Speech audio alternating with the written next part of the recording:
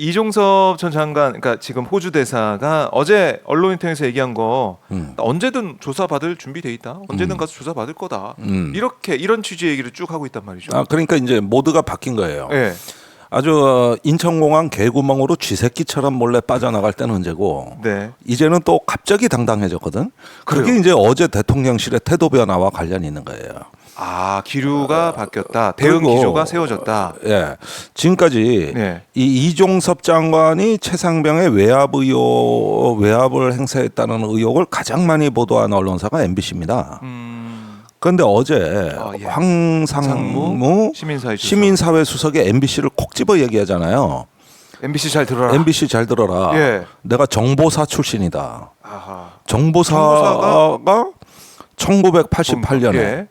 그때 저 오홍근이라는 네. 그 언론사 부장을 그 부장의 아파트 앞에 주차장에서 네. 회칼로 하하. 찔러가지고 예. 깊이 4cm, 길이 30cm의 상처를 허벅지에 내버려. 이 정도면 거의 갈라버린 거야. 오 마이 갓. 와. 끔찍하네요. 그때 정보사령관 지시가 네. 죽이지만 않을 정도로 혼내주라 했어요. 그래서 정보사 특수요원들이 간 거지. 네. 그래서 이렇게 일을 저지른 건데 야. MBC 잘 들어라. 예. 내가 정보사 출신이다. 네. 이렇게 얘기를 했어. 그 당시 있었던 1988년에 경제신문 기자가 압구정 현대아파트에서 허벅지에 칼 2방이 찔렸다. 이렇게 기자들과의 밥 먹는 자리에서 얘기했다는 거예요. 그 오홍근 씨를 내가 만났어.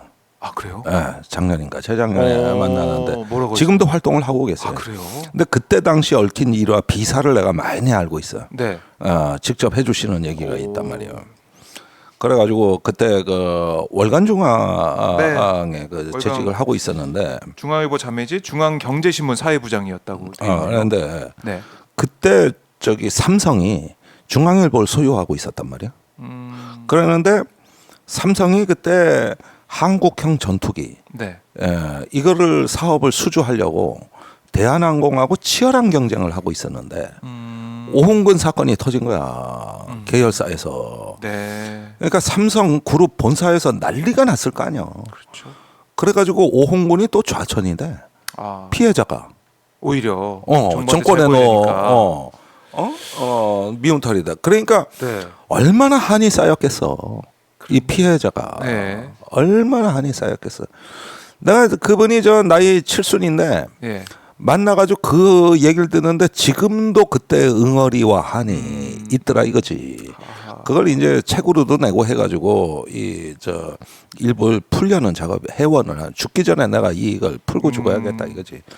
아주 참혹한 일이었어. 그러니까 그때 언론 탄압에 이어서 네. 정부가 이권으로도 언론을 쥐락펴락할 테니까 재벌을 쥐락펴락할 테니까.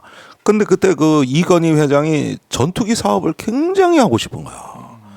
그런데 전투기 사업의 선두주자는 대한항공이거든. 네. 그래서 그걸 갖다가 떨쳐버리고 삼성이 그 자동차 산업 뭐 전투기 사업 이거에 거의 뭐 그룹의 명운을 걸었다고 해도 과언이 아닌데 네. 그 이건희 회장이 뭘 이렇게 타는 걸 되게 좋아해. 그런가 봐요. 비행기건 자동차가. 네. 그때 사업을 많이 벌릴 때예요. 네. 근데 오홍근 테러 사건이 터진 거야. 그러니까 중앙일보에서도 쉬쉬하고 넘어간 거지. 근데 그때가 대응 안 하고. 민주화 과정이었기 때문에 네. 그나마도 이제 언론이 저 용기를 갖고 취재를 해서 결국은 밝혀낸 거거든요. 그래서 국회에서 이게 문제가 되고. 네. 그지 백주대낮에 테러한 건데 야. 그 사건을 얘기하면서 시민사회 수석이 어제였던 것 같은데 네. 어제. MBC한테 MBC 잘 들어. 이게 도대체가 아주 간이 배 밖으로 나온 자들이 그리고 이게 지금 왜 MBC 잘 들어 그랬냐면 그건 이종섭 보도를 얘기하는 겁니다 지금. 저 호주까지 쫓아가서 계속 취재하니까. 나는 예. 그 이종섭 장관이 그때 최상병 건의 외압 의혹을 가장 많이 보도했는데 그중에 MBC 스트레이트에서 그 보도한 게 이제 하나의 문건을 터뜨렸잖아요. 네. 대통령이 화를 벌컥 내면서 국방장관 연결하라 그랬다 해가지고 뭐 전화를 했다 그랬는데 그것이 문건으로 된 게 MBC 스트레이트에 터진 적이 있어요.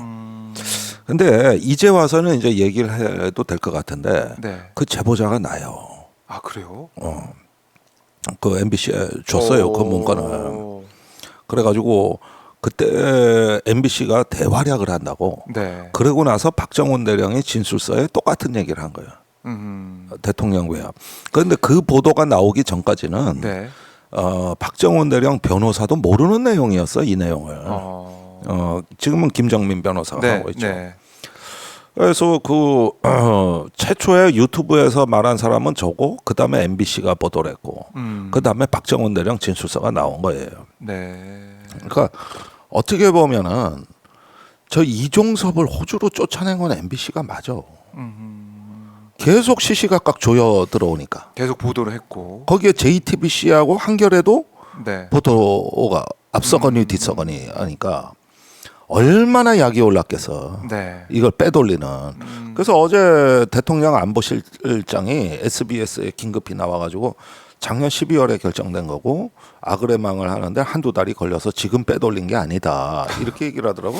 네. 그래서 맞나? 내가 잘못 알았나? 어. 올해 보도를 보고 빼돌린 게 아닌가? 그래서 내가 착각했을 수도 있겠다 해가지고 작년 보도를 좀 찾아봤어. 그랬더니 작년 11월부터 네. 중요한 보도가 쏟아지더라고. 그게 뭐냐면 주로 그것도 MBC인데 네. 이 통화 기록. 그다음에 뭐 각종 김계환 사령관이 누구하고 통화하고 네. 그다음에 각종 증언. 이런 부분들이 그때 쏟아져 나오면서 만약에 이종섭 장관이 위험해질 수도 있겠다고 판단한 게 언제였겠느냐. 그 무렵일 수 있겠더라고. 12월 연말에. 그때부터 준비가 들어간 건가? 그러면 굉장히 치밀한 거거든요. 네.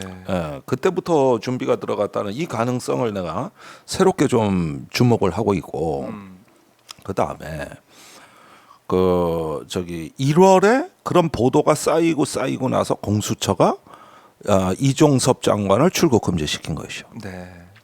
그러니까 어떻게 보면은 그 무렵 작년 12월부터 1월로 넘어오는 요 때가 이게 뭔가 이 사건에 대해서 이게 심상치 않은 방향으로 사건이 진행되고 있다는 네. 이런 부분에 대한 우려가 커졌고 그것이 이제 대통령실의 지발이 저린 자들로 하여금 이거 뭔가 대책이 긴급하다는 비상 시국으로 인식됐던 거 아닌가. 그리고 나서 이제 2월이 돼가지고 신범철 차관이 천안갑에서 단수 공천이 되고, 네. 그다음에 이제 임종득 안보실 2차장 다 외압 세력입니다. 이 사람들이. 그 의혹이 있어요. 근데 경북 봉화 양양 울진 이쪽에 이제 공천 신청을 했는데 기묘하게도 경쟁자가 없었어요. 그리고 TK 공천이 좀 늦었다고. 맞아요, 늦었어요. 그래가지고 거기는 뭐 당연히 공천된 걸로 유력시되고 있던 그 시점이었던 거야 이게. 그러니까 하나씩 다 정리하고 치워버리고 하는데 예. 이 모든 보도가 이종섭을 향하고 있었다고. 그렇죠. 예. 지시를 한 사람인데. 그러니까 예. 그러니까 공수처가 출국 금지하고 그러니까 그 전에 입건을 했다는 얘기 아닙니까? 네. 그러니까 그건 1월 초 같아요. 입건을 한 그때가 바로 이종섭을 호주로 빼야 된다고 하고 이미 작전에 들어갔던 때란 말이야. 거의 시기가 비슷하다고. 네. 이렇게 보면은 이 사건의 발단이 어쩌면은 공수처 수사가 개시된 시점으로부터 이미 대통령실은 방탄에 들어갔다. 그러면은 공수처가 수사를 안 한 게 잘못이라고 그러는데 수사할 걸로 예상하고 저지른 거 아니야. 그러니까 이거는 네. 뭐냐 하면은 저 새끼가 날 때릴 것 같아. 그래서 움찔하면서 벌써 했는데 네. 너 왜 움찔해? 그러니까 아니 내가 움찔한 게 문제가 아니라 안 때린 네가 잘못이지 이러는 거야. 이렇게 얘기가 이상하게 돌아가는 거지. 그렇네요. 이 수사를 하느냐 안 하느냐 이게 지켜보고 있다가 정말 수사할 것 같으니 미리 조치를 해 놓은 것인데. 그러니까 예. 공수처는 이게 수사를 안 하려고 이 몽둥이를 든 게 아니고 예. 그냥 손만 움찔했을 뿐인데 저 새끼 저 몽둥이로 치려는구나 이렇게 또 생각하는 과민 반응. 과민 반응. 그러니까 예. 지금은 움찔만 해도 대통령실은 자지러진다니까. 아. 지금 이 이종섭 사건으로 이 난리에 네. 저렇게 생각하고 나오면서 MBC를 노골적으로 협박하는 거 아닙니다. 그러게요. 이거 MBC 보통 사태가 아니에요 지금. 얼마나 지금 저 사람들이 예. 움찔움찔하고 겁을 먹었느냐 하는 게. 아니 나는 앞으로 좀 내가 분노할 필요가 없을 것 같아. 왜요? 여유롭게 해도 될 것 같아. 겁먹었구나. 아하. 아 내가 여유롭게 좀 싸워도 되겠구나. 예. 이건 이겨놓고 싸우는 거예요. 하. 그래요. 그만큼 지금 상황이 이 뭐 모든 수단을 다 동원하는 것 같아요. 할 수 있는 건 다 동원해 가지고 대응을 하는 모습. 대통령실과 이쪽에 있는 그런 기류가 좀 느껴진다. 진실의 문이 열리고 있습니다. 얼마 남지 않았어요. 네. 이제 비수가 목까지 갔습니다. 너 움찔움찔 하는데 네. 이젠 꿇어 이렇게 해가지고 제압해야 될 시기입니다 이게.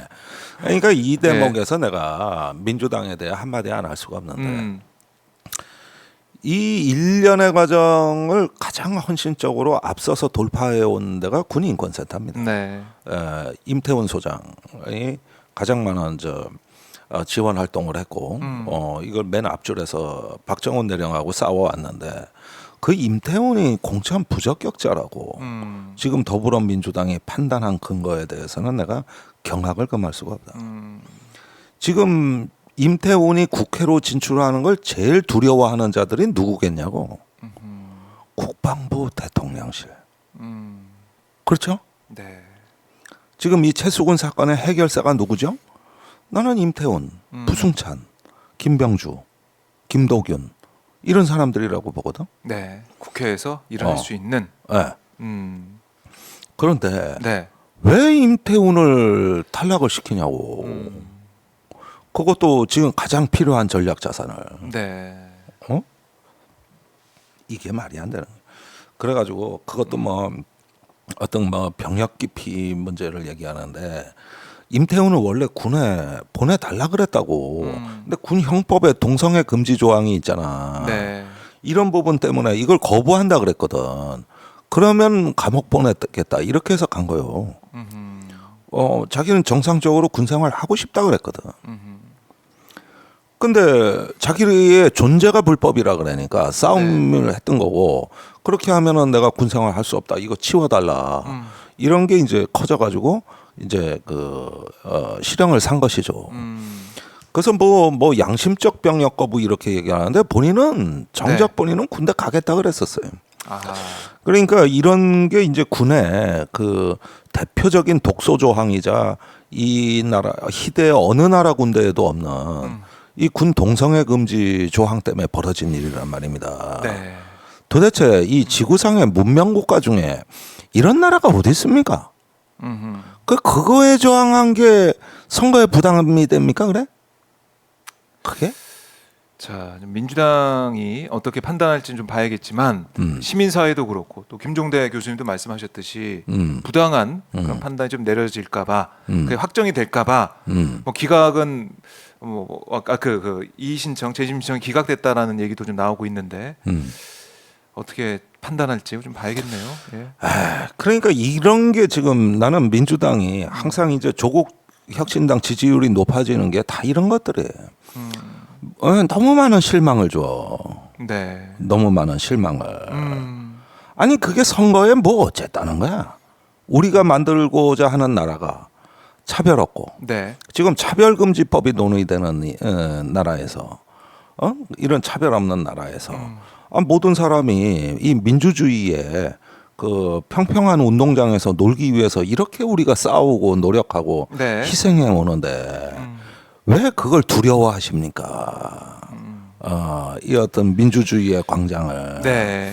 평평한 세상을 왜 두려워하십니까? 이렇게 겁이 많아서야 설령 집권한다 한들 새로운 나라 만들겠습니까? 네. 윤석열 타도하면은 저절로 민주주의가 알아서 됩니까? 그건 우리가 만들어야죠. 네. 그러려면은 지금 이 순간에도 이렇게 헌신하고 노력하는 사람들이 왜 불이익을 받아야 되는 거예요? 왜?